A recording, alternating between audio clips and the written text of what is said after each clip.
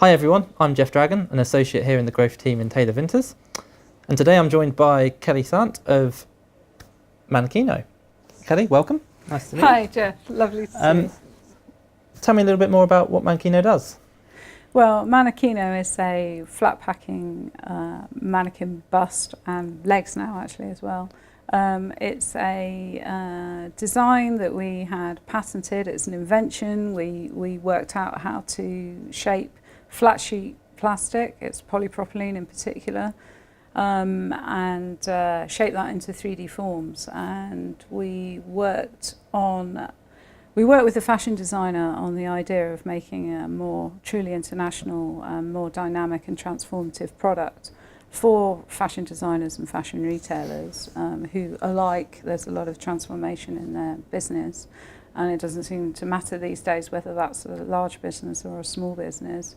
And just deconstruct the idea of what displaying clothing and garments is about, and translate that into something which is not only a closed loop manufacturable product, but also something that adds new value propositions for, I mean, we've worked with hundreds of fashion startups in a small way, but it's a massive deal for them. So it's a huge enabling tool for people who wouldn't otherwise have had the opportunity to look the way they did somewhere that they, you know, I mean, by the time you've afforded the sample collection and the cost of taking a trade fair stand is huge. Yep. So, you know, being able to reach people and have them see at least some of your collection in 3D, but be able to take that home and take that to other trade fairs was huge.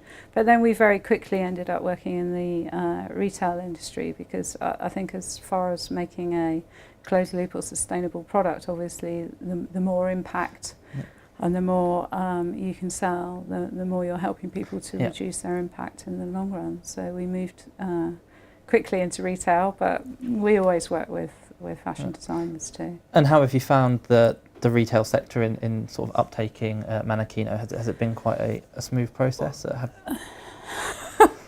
I wouldn't say smooth. I mean, I think it's challenging, but in the end, we're designers. We weren't from a mannequin background, and we're not from the retail industry either. So we didn't really have many ins, but we knew we had something with a lot of value propositions built in.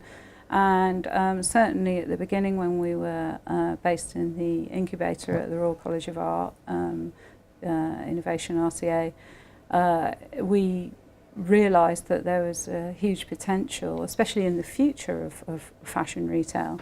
And so when we first approached retailers, a lot of the things that we talked about were maybe not so much going over people's heads. They're very busy, and you know, fashion marketing is a very stressful and busy international job, and we work with international global merchandisers, and they barely got their feet on the floor for more than 5 minutes, so getting any feedback from them is quite challenging.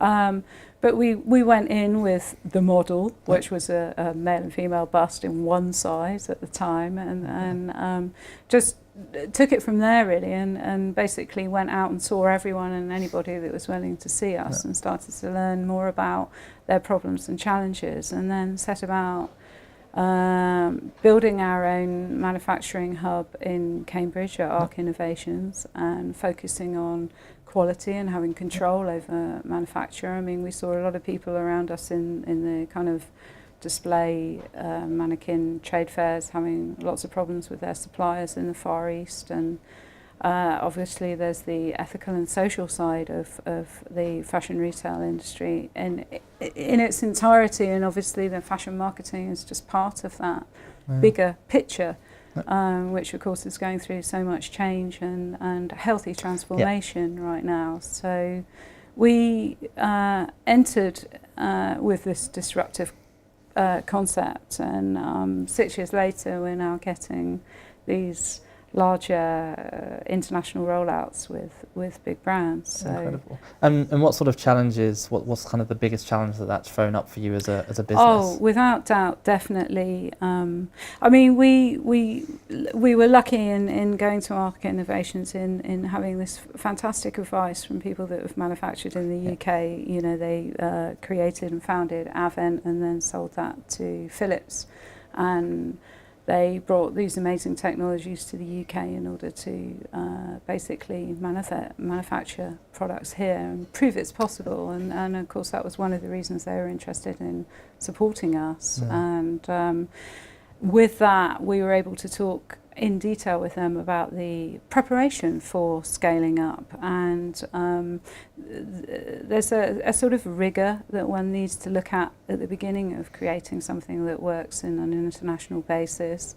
which has to be done before you start sending it everywhere. So I guess, and one of the reasons we're involved with Taylor Vinters as well is because we were looking at how to structure this and make it work, and the scaling up process and the liabilities involved and the service that you attach to your product. I mean, it needs to be well designed, but it needs to work and it needs to continue working and you know, be serviceable for a period of time. So in taking on the manufacture, and also we have a sort of group of local other manufacturers who we produce the mannequinos themselves, and then there are a number of people who do metalwork and less important parts of that, so that we can concentrate on our technology. And in developing the range, at the moment we're under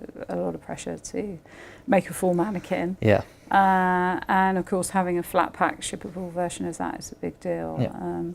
But we're now being approached by lots of people who are taking the cradle to cradle, closed loop, sustainable thing very seriously, and also transparent supply chains and everything else. So obviously, it's very easy for people to come and visit us or see our site online and get a real feel for what we're doing and how neat and dynamic that operation is from the point of view of manufacturing. So amazing. So hopefully perfectly placed to facilitate the growth that I suppose you want, really. I mean, I think it's steady. We've been having some interesting conversations recently about marketing, and in the end, you have to be ready to trade in a certain volume. And I think we've been very careful to make sure that the quality of product and service is absolutely brilliant, and that our customers are absolutely entirely satisfied. If not, we're you know,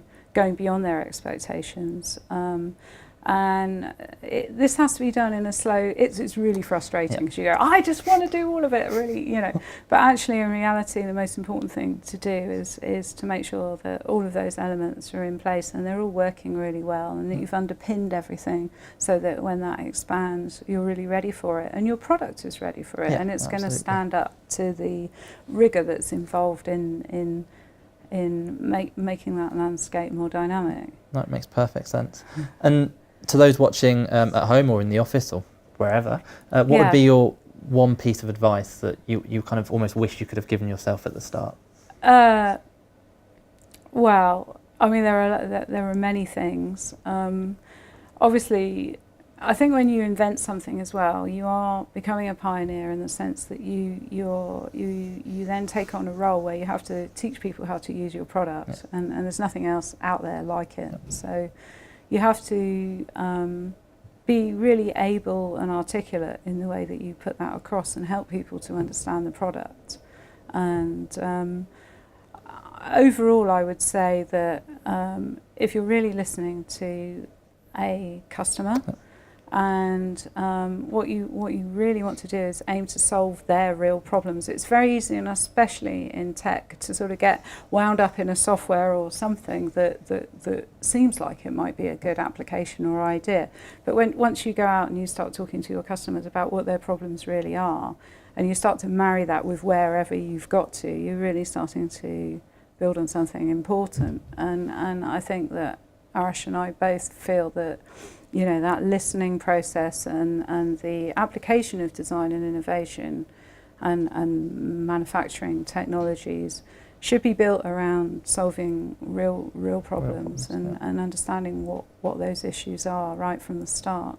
I think that's probably valuable for many people, as you said, who, you know, academics or people who are entrepreneur minded very often. Yeah. They have an idea and they think that's the solution, they think that's the right idea, but actually what we see quite a lot with the clients that I act for is you create a prototype or you go out and do product testing and then actually, oh wait, that's the problem that I'm trying to solve wasn't quite the problem, or the solution that I think I have actually is much better served solving another problem. So that aspect of listening to the market and listening to what the customer's saying is vital, because you need to be able to change and adapt. And I think you need to not be afraid of that and get out there and find out as soon as possible, because more than likely whatever that application is, it will find a home. Yeah. And it's just a case of reallocating that. But also it's very easy. I mean, we've kind of stepped away. We've had support, and actually Patagonia, for example, as a brand, are being hugely supportive to our business by and through sales, which is the best kind of support any startup can have, of course.